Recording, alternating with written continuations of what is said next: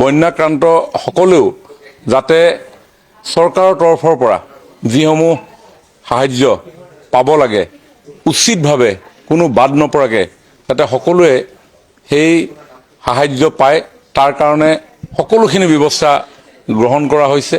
প্ৰথম rescue operation, পৰৱৰ্তী সময়ত ৰিলিফ অপাৰেশ্যন আৰু পৰৱৰ্তী সময়ত ৰিহেবিলিটেশ্যন, এই গোটেই কথাখিনি মাননীয় মুখ্যমন্ত্ৰী ডাঙৰীয়াই সূক্ষ্মভাৱে নিৰীক্ষণ কৰি ৰাজ্য চৰকাৰৰ বিষয়া কৰ্মচাৰীসকলক নিয়াৰিকৈ পৰিচালনা কৰিবৰ কাৰণে আহ্বান জনাইছে।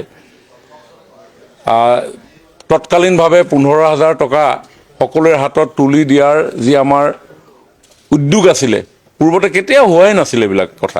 এইবিলাক কথা কেতিয়াও কোনো চৰকাৰে কেতিয়াও ভবা নাছিল যে তৎকালীনভাৱেও যে এটা সাহায্য ৰাইজক সকাহ দিবৰ কাৰণে দিব পাৰি। মুখ্যমন্ত্ৰী ডাঙৰীয়াই সেই সিদ্ধান্ত ল'লে।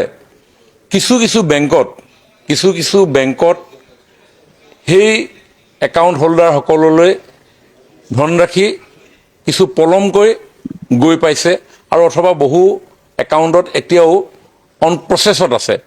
গতিকে কোনোবা বন্যাক্ৰান্তে ভাবিব পাৰে যে আমাৰ নামসমূহ সোমোৱা নাই নেকি।